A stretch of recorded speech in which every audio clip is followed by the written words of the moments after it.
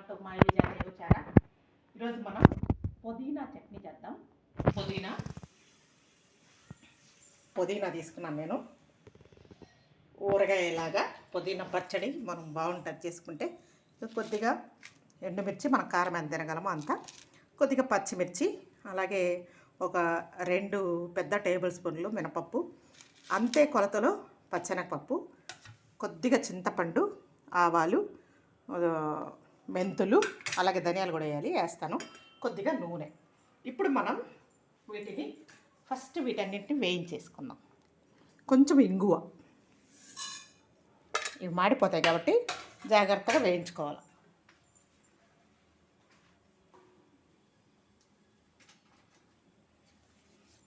ఇవి బాగా వేయించుకోవాలి మనం. ఇలా ఆవాలు బాగా చిటపట వేగాలి, లేకపోతే చేదు వస్తుంది, సౌండ్ వస్తుంది కదా. దోరగా వేగినాయి. ఇప్పుడు మనం తీసేద్దాం. ఇప్పుడు మనం ఆయిల్ వేసుకోండి,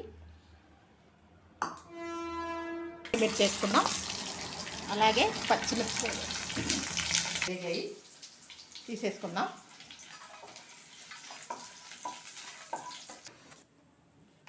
ఓకే, అందులోనే మనం మినపప్పు, శనగపప్పు వేయించుకోవాలి.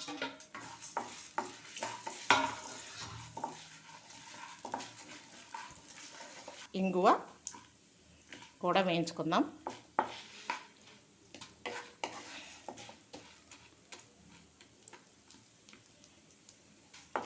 పప్పులు కొంచెం దోరగా వేగాక మనం ఇందులోనే ఆకు కూడా వేసుకోం.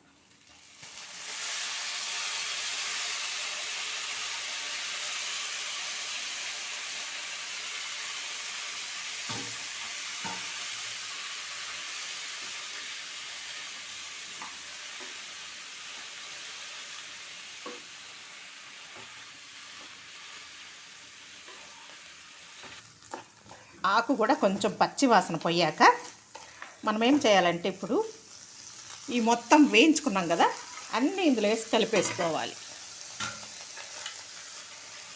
ఇంగువ కూడా నేను వేసేసాను. మొత్తం వేసి అన్నింటితో కలిపి మనం ఇలా బాగా వేగనివ్వాలి.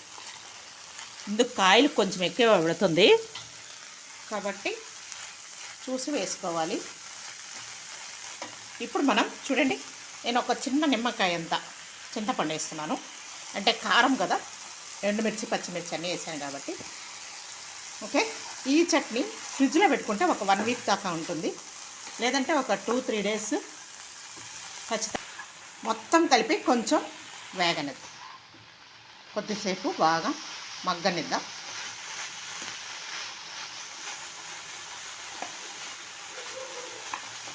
పచ్చివాసన పోయేదాకా ఆకు అంతా మనము ఇలా డ్రై చేసుకోవాలి. కొంచెం ఆయిల్ ఎక్కువే పడుతుంది, చూసుకొని వేసుకోండి. ఇప్పుడు దీన్ని మనం చల్లారబెడదాం, తర్వాత మనం మిక్సీకి వేద్దాం.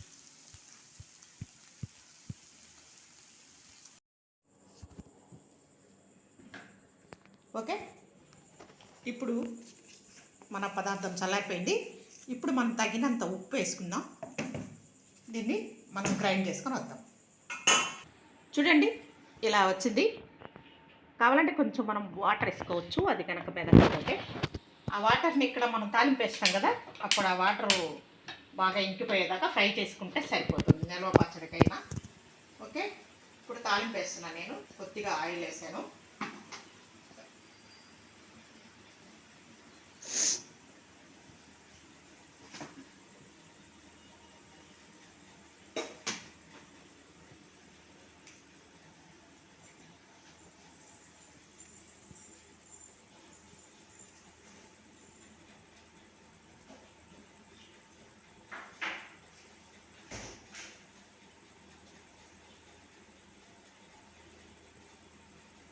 ఆయిల్ కాగాక చూడండి, నేనైతే పోపు గింజలు,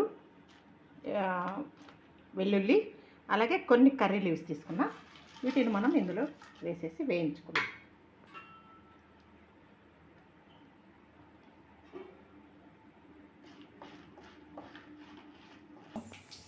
ఓకే, కొంచెం కరివేపాకు వేద్దాం.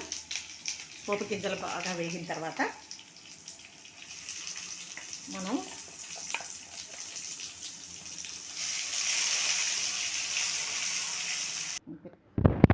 చూడండి చట్నీ సూపర్గా గుమ్మగుమ్మలాడుతూ ఉంది.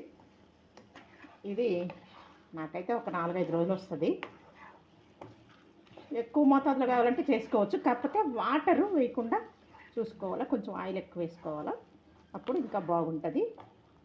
ఇందులో టమాటా కూడా వేసుకోవచ్చు అప్పటికప్పుడు తినేదైతే, అది కూడా టేస్ట్ సూపర్ ఉంటుంది. ఇంతే అండి, ఆయిల్ బయటకు వచ్చేస్తుంది చూడండి.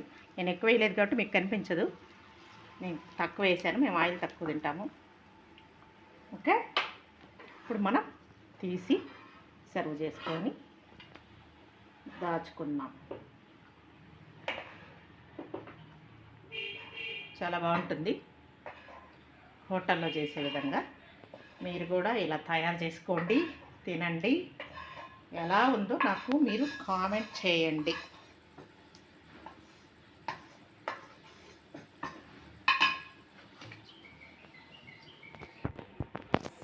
ఇప్పుడు మనం టేస్ట్ చూద్దాం. చట్నీలు అంటే ఎవరికైనా చాలా ఇష్టంగా ఉంటుంది కదా, అలాగే నాకు కూడా చాలా ఇష్టం. ఎప్పుడు ఏదో ఒక చట్నీ ఉంటుంది ఇంట్లో.